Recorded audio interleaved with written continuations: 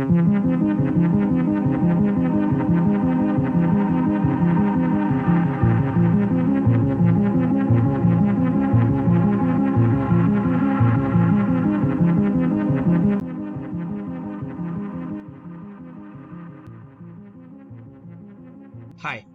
तो इस वीडियो में हम जानेंगे कि केओस क्या होता है।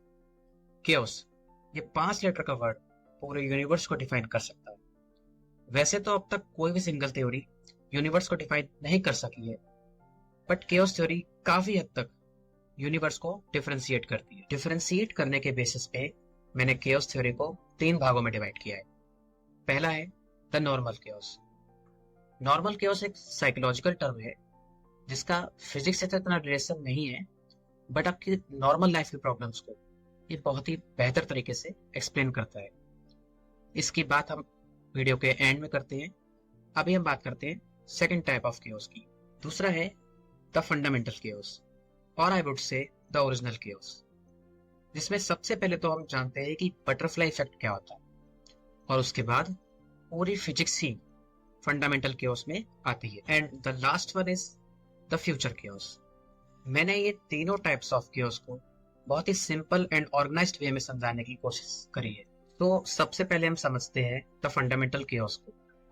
फंडामेंटल केओस की कहानी स्टार्ट होती है बाय एडवर्ड लॉरेंज, जिन्होंने 1961 में एक एक्सपेरिमेंट किया था जिसमें उन्होंने 12 एटमॉस्फेरिक कंडीशंस को साथ में रखा। For example temperature, pressure, humidity और बहुत सारी चीजें। वो जैसे ही अपने एक्सपेरिमेंट में किसी भी एटमॉस्फेरिक प्रेशर में माइनर चेंजेस करते तो वेदर कंडीशन एकदम ड्रास्टिकली चेंज हो जाती। इस पूरे एक्सपेरिमेंट के बाद उन्होंने बटरफ्लाई इफेक्ट को प्रपोज किया। बटरफ्लाई इफेक्ट एक ऐसा कॉन्सेप्ट है जो कि बताता है कि किसी भी केओस में अगर हम माइनर चेंजेस करते हैं या फिर इनफाइनेटली माइक्रोस्कोपिक लेवल पे भी चेंज करते हैं तो उससे उस केओस में एक डिफरेंट चेंज आ जाता है। उसकी क्योटिक पाथ पूरा चेंज हो जाएगा। फॉर एग्जाम्पल, आपका हर एक अगला स्टेप आपको डिफरेंट केओटिक लाइफ देगा। अब हम जानेंगे कि कैसे केओस थ्योरी फिजिक्स से रिलेट करती है। इसको भी हम एक एग्जाम्पल के साथ समझते हैं। आपने ब्लैक होल के बारे में तो जरूर सुना ही होगा। Recently the Nobel prize winner sir Roger Penrose ने बताया कि ब्लैक होल्स के अंदर एक ऐसा पॉइंट प्रेजेंट होता है जिसका मास तो 0 होता है बट डेंसिटी इनफाइनेटली होती है। ऐसे पॉइंट को हम सिंगुलैरिटी कहते हैं। इसको मैं किसी और वीडियो में समझाऊंगा। अभी के लिए आप बस इतना ही एग्जांपल समझें। तो आप वीडियो को 2 मिनट पॉज करें और सोचें कि कितना केओटिक सिचुएशन है कि कोई जगह पे मास 0 है बट डेंसिटी इनफाइनाइट है। अगर ध्यान से आप सोचेंगे तो इससे केओटिक चीज आपको पूरे फिजिक्स में क्या ही मिल सकता है। ऐसे बहुत से एग्जांपल्स हैं फिजिक्स में, बहुत सारे। For example Schrodinger equation, Heisenberg uncertainty principle और बहुत सारे जो कि केओस को फॉलो करते हैं।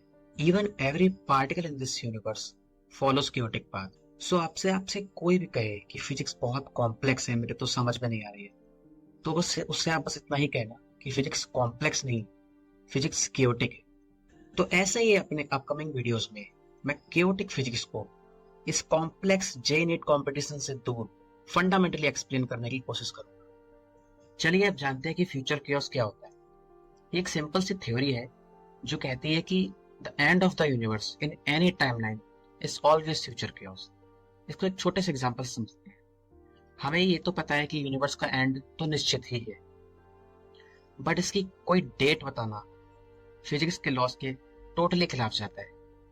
तो आप किसी भी टाइमलाइन में हो, चाहे आप पास्ट में हो या फ्यूचर में हो या फिर प्रेजेंट में हो, the end of the universe is always future chaos, आप चाहे किसी भी टाइमलाइन में हो। बट इस थ्योरी में एक प्रॉब्लम है। ये एक टाइप का पैराडॉक्स प्रूव करती है।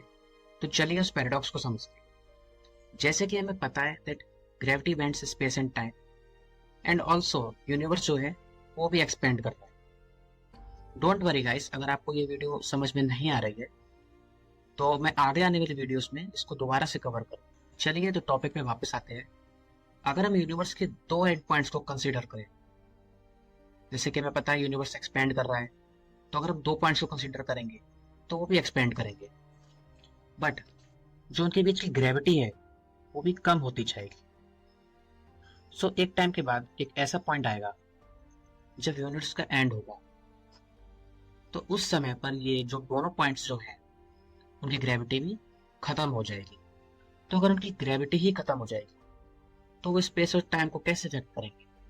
कुछ साइंटिस्ट का मानना है कि स्पेस एंड टाइम की डायमेंशन को चेंज कर देंगे, और हो सकता है कि वो डायमेंशन किसी दूसरे यूनिवर्स में जाके प्रोड्यूस हो जाए, जिसको हम मल्टीवर्स भी कहते हैं।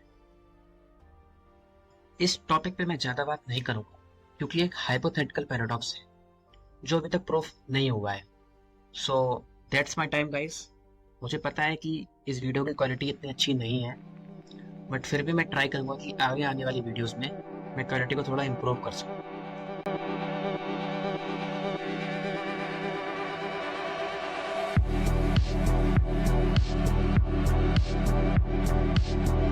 अगर आपका साइंस में इंटरेस्ट है भी, तो भी हो सकता है कि ये वीडियो आपको थोड़ा ना पसंद आया हो।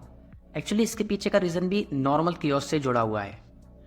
जितने भी तरीके आप नॉन वैल्यूएबल कंटेंट कंज्यूम या परफॉर्म कर रहे हैं, वो सभी आपके माइंड में डोपामीन इंक्रीज करता है। वो डोपामीन आपको इंस्टेंट एंटरटेनमेंट पाने की इच्छा देता है, जिससे आपके माइंड में क्यूरियोसिटी बिल्कुल ख़त्म होती जा रही है। इससे बचने के लिए मैंने वीडियो में 3 सॉल्यूशन बताए हैं। सबसे पहले तो अपने नॉन वैल्यूएबल कंटेंट को जितना हो सके उतना कम कर दीजिए, और वैल्यूएबल कंटेंट को जितना ज़्यादा आप देख सकते हैं उतना ज़्यादा प्रेफर करने की कोशिश करिए। मैंने कुछ चैनल डिस्क्रिप्शन में रिकमेंड किए हैं, आप चाहें तो उन्हें देख सकते हैं। दूसरा पॉइंट, अपने ईगो को बिल्कुल ख़त्म कर दीजिए, क्योंकि ईगो ही आपके जिस तरीके का आप कंटेंट देख रहे हैं उसी से पता लगता है कि आपके अंदर कितना ईगो होगा। तो जितना ज़्यादा आप सेंसिबल कंटेंट प्रेफर करेंगे उतना ज़्यादा आपका ईगो अपने आप ही कम हो जाएगा। लास्ट में मैं बस यही कहना चाहूँगा कि आप कितनी भी फाइनेंशियल स्टेबिलिटी अचीव कर लें, बट आपकी थिंकिंग बिल्कुल बेसिक होनी चाहिए। Sir, what is the net worth of अच्छी वर्मा?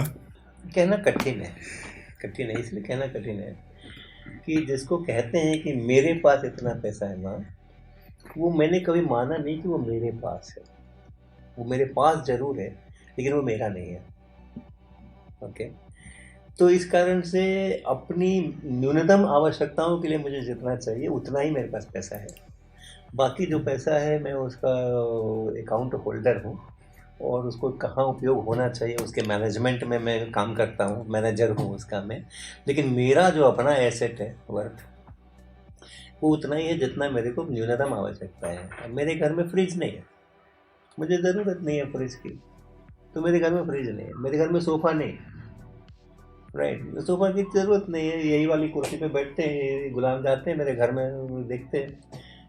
हाँ, तो मेरा उतना ही एसेट है, मेरा उतना ही नेटवर्क है। सर मेरे तो आप जब भी डिप्रेस्ड फील करें तो इस कीर्तन को ज़रूर सुनिएगा, चाहे तो आप किसी भी रिलीजन की हो, ये आपको काफ़ी काम फील कराएगा। Thank you.